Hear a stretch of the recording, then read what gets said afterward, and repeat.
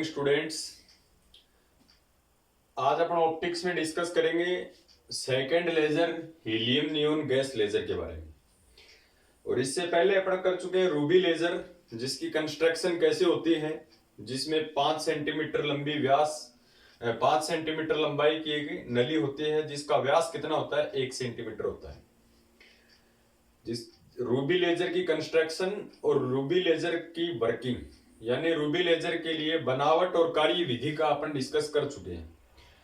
और एक लेजर जो है वो अपने एग्जाम के अंदर 5 मार्क्स के अंदर 100% श्योर आने वाला है, क्योंकि अपने ऑप्टिक्स के अंदर 2 प्रकार के लेजर हैं। ऐसे तो लेजर के कई प्रकार हैं, बट अपने को ऑप्टिक्स के अंदर 2 प्रकार के लेजर पढ़ने हैं अपने सिलेबस के अकॉर्डिंग, जिसमें पहला लेजर था द रूबी लेजर यानी रूबी लेजर, और सेकंड जो है वो है हीलियम नियोन गैस लेजर। तो जिसमें हीलियम आपको नाम से स्पष्ट है कि जिसमें एक गैस का लेजर बनाया गया, जिसमें हीलियम और नियोन गैस को मिश्रित करके भरा जाता है। एक कांच की नलिका होती है जिसमें हीलियम और नियोन गैस को मिश्रित करके उस कांच की नली को एक फिक्स प्रेशर के ऊपर रखा जाता है। अब जितने भी प्रैक्टिकल के लिए लेजर अपन यूज में लेते हैं वो ऑलमोस्ट जो लेजर होते हैं वो गैस के लेजर होते हैं। गैस के लेजर में और रूबी लेजर में दोनों में साथ साथ अपने को डिफरेंस पढ़ना है। अगर अपने पास रूबी लेजर का निर्माण एक सफल पूर्वक हो ही गया था, तो एक गैस लेजर को बनाने की क्यों अपने को जरूरत पड़ी। तो एक तो ये क्या होता है कि रूबी लेजर के कंपेयर में कम कॉस्टली होता है, इसलिए प्रैक्टिकल के अंदर जो भी अपन लेजर यूज में लेंगे वो हीलियम नियोन गैस से रिलेटेड लेजर लेंगे। एक अपन पढ़ते हैं कि दुनिया का कोई भी लेजर हो उसको अपन 2 ही चीजें काम में लेने के लिए लेते हैं। एक होता है कि अत्यधिक तीव्रता का प्रकाश उत्पन्न करने के लिए, और दूसरा होता है एक वर्णीय प्रकाश उत्पन्न करने के लिए। अब बात आती है कि हीलियम नियोन गैस लेजर बनाने की क्यों जरूरत पड़ी। तो एक रूबी लेजर जो था उसमें एक इंपॉर्टेंट कमी थी, यानी एक मुख्य दोष था कि रूबी लेजर से जो प्रकाश किरणें प्राप्त होती हैं वो सतत नहीं होती, वो विभक्त होती है इस प्रकार से, स्पंद के रूप में होती है, इस प्रकार से कट के रूप में होते हैं। स्पंद पल्स को बोलते हैं, पल्स कुछ इस प्रकार की भी हो सकती हैं, लेकिन कंटिन्यूस नहीं होंगी, ये ध्यान रखना है। इस प्रकार से पल्स होती है। तो ध्यान रखना है, रूबी लेजर का एक मुख्य दोष ये है कि इसमें प्रकाश किरणें आपको सतत नहीं मिलती। तो हीलियम नियोन गैस का एक लेजर बनाया गया जिसमें प्रकाश किरणें हैं वो सतत होती हैं, और जिसका काफी इंपॉर्टेंस है। तो सबसे पहले तो आपको बताना पड़ेगा कि रूबी लेजर बनाने की हीलियम नियोन गैस लेजर बनाने की जरूरत क्यों पड़ी अपने को। एक जो लेजर है वो एग्जाम में कंफर्म आता है। तो सबसे पहले अपन बात करें कि रूबी लेजर का मुख्य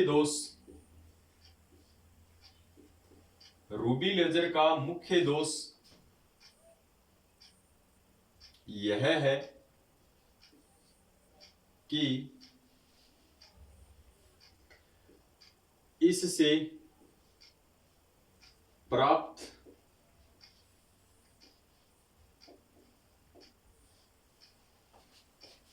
प्रकाश किरणें सतत न होकर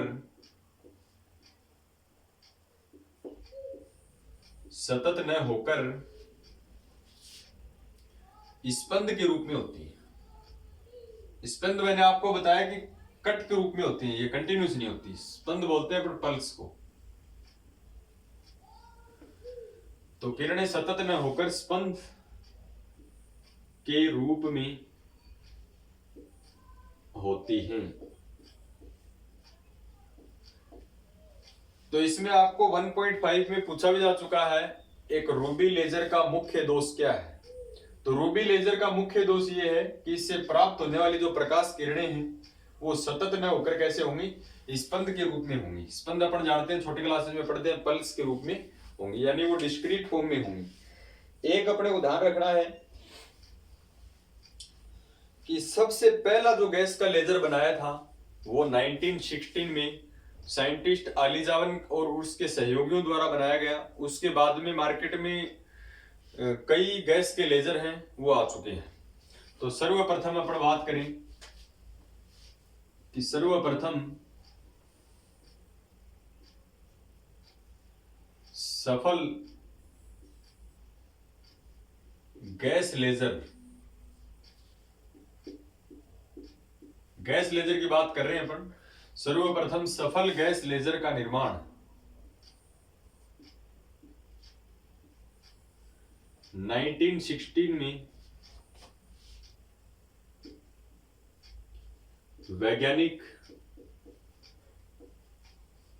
एक वैज्ञानिक है जिनका नाम है आलीजावन।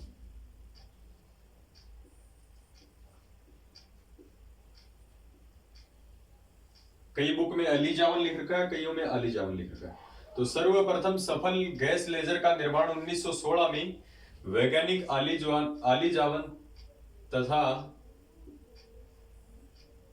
इसके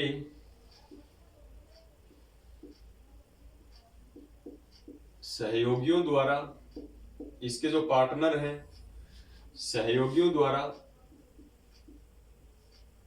किया गया। एक ये फैक्ट आपको ध्यान रखना है। पहला फैक्ट तो आप क्या ध्यान रखोगे कि रूबी लेजर का मुख्य दोष है कि इससे प्रकाश किरणें हैं वो सतत नहीं मिलके आपको डिस्क्रीट फॉर्म में मिलती है, यानी पल्स की फॉर्म में मिलती है। दूसरा आपको ध्यान रखना है कि सर्वप्रथम सफल गैस लेजर का निर्माण 1916 में किसने किया? वैज्ञानिक आलीजावन और इसके सहयोगियों द्वारा किया गया है।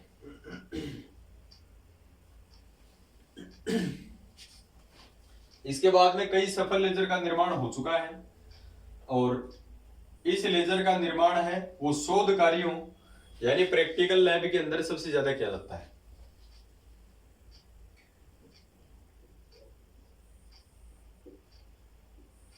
इस लेजर का उपयोग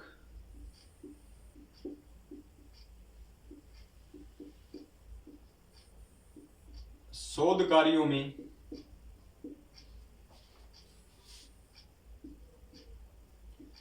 सर्वाधिक किया जाता है। आज जो भी अपन प्रैक्टिकल लैब के अंदर लेजर यूज लेते हैं वो हीलियम नियॉन गैस लेजर है। उपयोग शोध कार्यों में सर्वाधिक किया जाता है। एक ये ध्यान रखना आपको। तो ये हीलियम नियॉन गैस लेजर के बारे में इंपॉर्टेंट फैक्ट थे। अब अपन बात करते हैं कि इसकी जो बनावट है वो किस प्रकार की होती है।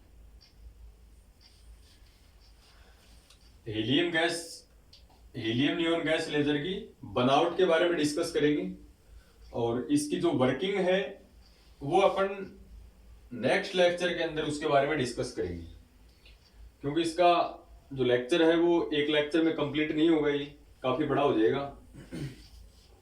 तो सबसे पहले अपन बात करते हैं इसकी बनावट की, फिर इसकी देखेंगे अपन वर्किंग यानी कार्यविधि, बनावट यानी कंस्ट्रक्शन।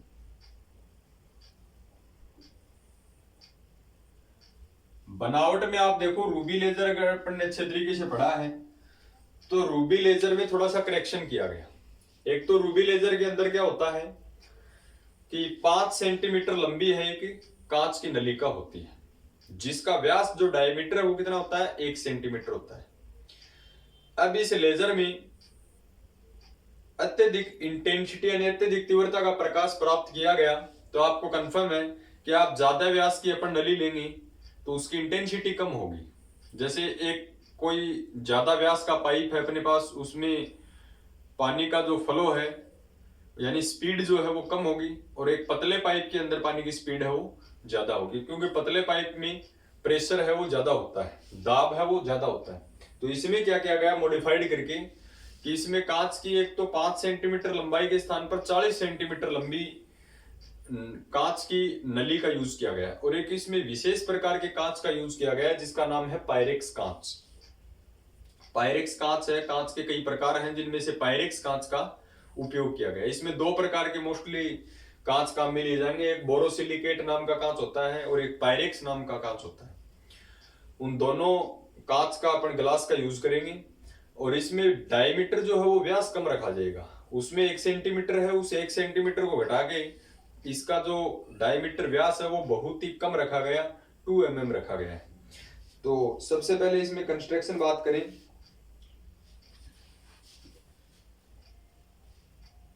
कि इस लेजर में, कौन से लेजर में, हीलियम नियोन गैस लेजर में, इस लेजर में लगभग 40 सेंटीमीटर लंबी, यानी उस नली की जो लंबाई है वो क्या है, 40 सेंटीमीटर, 40 सेंटीमीटर लंबी तथा 2 mm, ध्यान रखना रूबी लेजर में ये 1 सेंटीमीटर है व्यास, तथा 2 mm व्यास की यानी डायमीटर की। साधारण कांच काम में नहीं ले सकते, पायरेक्स कांच होता है एक।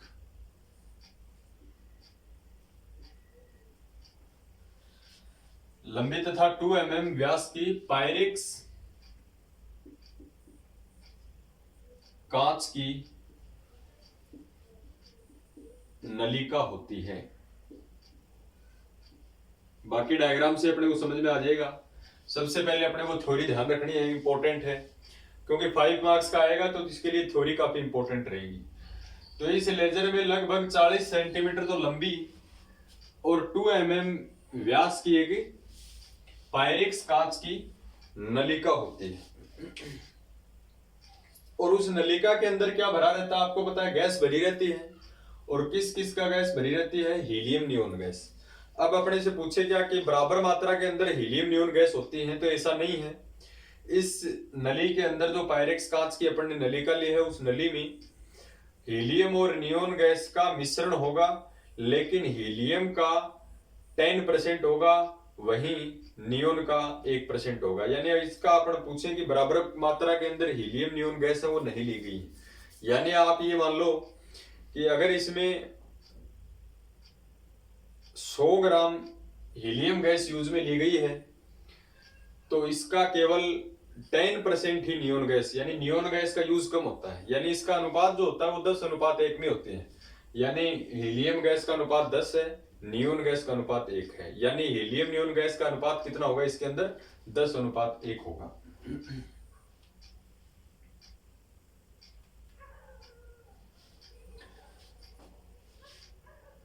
इस नली में हीलियम तथा नियोन गैसें 10:1 के रूप में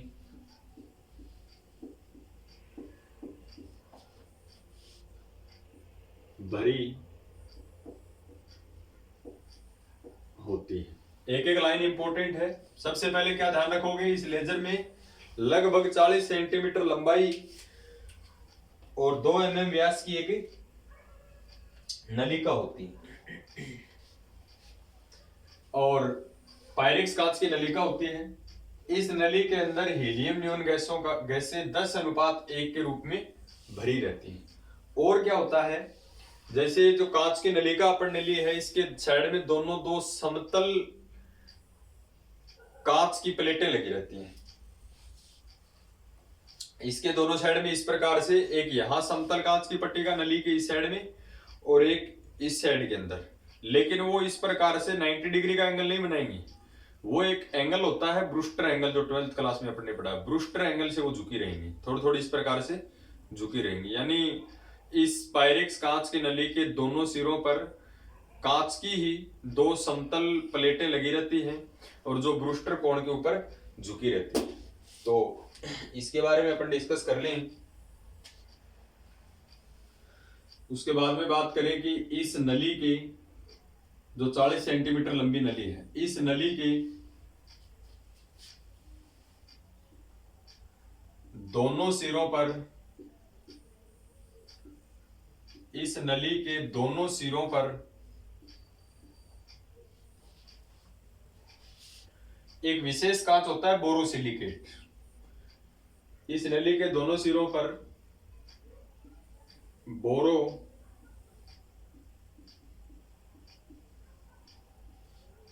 सिलिकेट नामक कांच, ये कांच के प्रकार हैं। देखो नली तो खुद बनी होती है पायरेक्स कांच की, और इसमें जो दोनों साइड में जो दर्पण मैंने आपको बताए हैं, यानी प्लेटें जो बताई हैं, वो प्लेट किसकी होती है? बोरोसिलिकेट नामक। इस नली के दोनों सिरों पर बोरोसिलिकेट नामक कांच की दो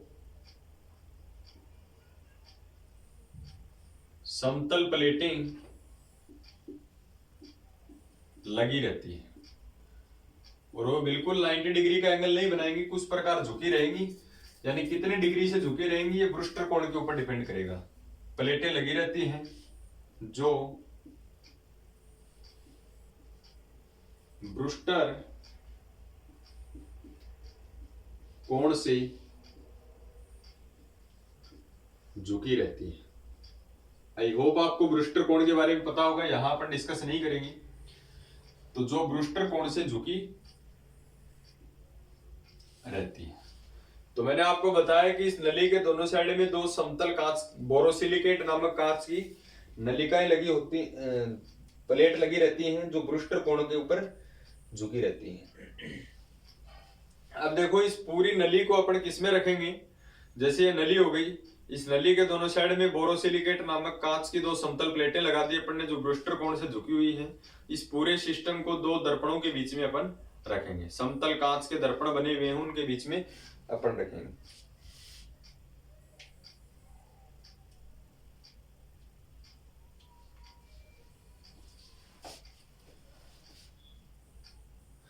तो नेक्स्ट अपन बात करें, यह नलिका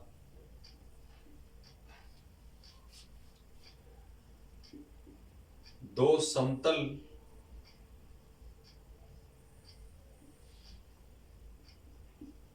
दर्पणों के मध्य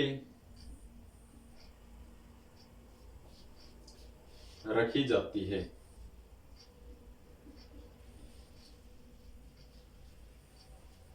ये पूरी की पूरी नलिका जो है ये किस में रखी जाएगी? दो समतल दर्पणों के मध्य रखी जाती है। इस प्रकार से दोनों साइड में दो समतल दर्पण लगा रखे। एक विशेष बात है, मैं आपको बता दूं कि एक दर्पण के ऊपर कंप्लीटली पॉलिश कर रखी है जिसको पूर्ण परावर्तक बोलेंगे। एक में बीच के छोड़ छोड़ के भाग अपन ने पॉलिश कर रखी क्योंकि उससे प्रकाश किरणें अपने को निकालनी भी है। अगर कंप्लीटली अपन ने पॉलिश कर दिया तो प्रकाश किरणें निकलने के लिए जगह नहीं होगी, ये इंपॉर्टेंट है। तो इसमें जो दोनों साइड में दर्पण जो लगा रखे हैं वो एक तो होगा पूर्ण परावर्तक यानी उसके ऊपर कंप्लीटली पॉलिश कर रखी है, और दूसरा होगा आंशिक परावर्तक जिसके ऊपर अपन ने थोड़े थोड़े भाग के अंदर अपन ने पॉलिश कर रखी है। यह नलिका दो समतल दर्पणों के मध्य रखी जाती है जो इसके ऊपर जो पॉलिश की जाती है जो एल्यूमिनियम या चांदी की पॉलिश करके बनाए जाते हैं।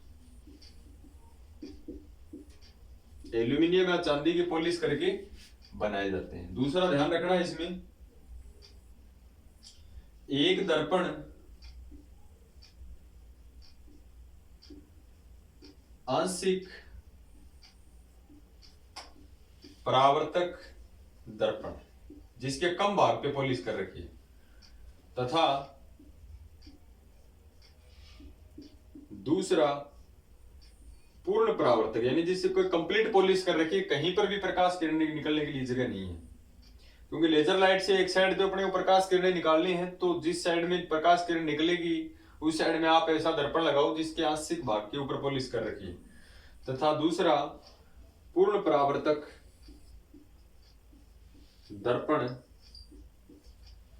कहलाता है।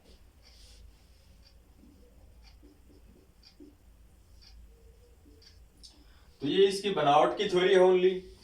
इसकी बनावट की थ्योरी आपको विशेष करके ध्यान रखनी है। क्या होता है कि इस लेजर में 40 सेंटीमीटर लंबी और 2 mm व्यास की एक पायरेक्स कांच की नलिका होती है। इस नली में हीलियम तथा नियोन गैसें 10:1 के रूप में भरी होती हैं। इस नली के दोनों सिरों पर बोरोसिलिकेट नामक कांच की 2 समतल प्लेटें लगी रहती हैं जो ब्रूस्टर कोण से झुकी रहती हैं। यह नलिका 2 समतल दर्पणों के मध्य रखी जाती है जो एल्यूमिनियम या चांदी की पॉलिश करके बनाए जाते हैं। जो दर्पण है, एक दर्पण आंशिक परावर्तक दर्पण तथा दूसरा पूर्ण परावर्तक दर्पण कहलाता है। अब इसके डायग्राम का अपन डिस्कस कर लेते हैं।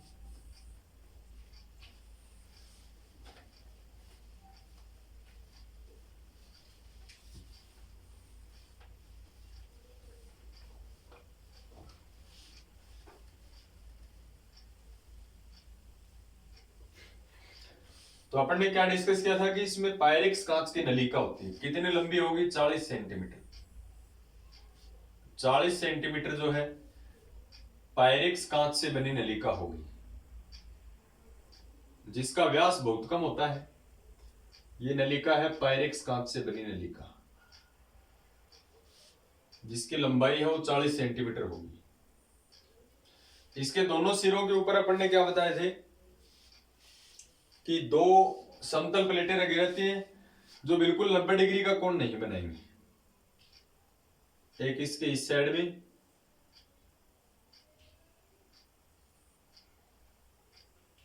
इस प्रकार से लगी रहती है जो ब्रूस्टर कोण से झुकी रहेंगी। एक बार आपको ध्यान ही रखना है कि ब्रूस्टर कोण से झुकी रहने। ब्रूस्टर कोण का डिस्कस यहां नहीं करना आपने। तो ये है वो बोरोसिलिकेट नामक कांच की प्लेटें समतल। ये तो पायरेक्स कांच की नलिका 40 सेंटीमीटर लंबाई की, ठीक है। और इसके दोनों साइड में 2 समतल बोरोसिलिकेट नामक कांच की जो प्लेटें हैं वो लगी रहती हैं। इन प्लेटों को अपन नाम दे देते हैं, जैसे ये प्लेट ए है, ये प्लेट भी ए है। दोनों को सेम नाम इसलिए दिया है कि दोनों समान आकार की है। ये पूरा सिस्टम किसके बीच में रखा जाएगा? ये पूरा सिस्टम रखा जाएगा 2 दर्पणों के बीच में।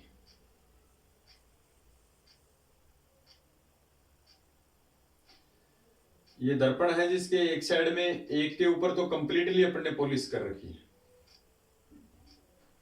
दर्पण क्या होता है? जिसके एक साइड में अपन पॉलिश कर दें। तो ये दर्पण है M1, मिरर M1।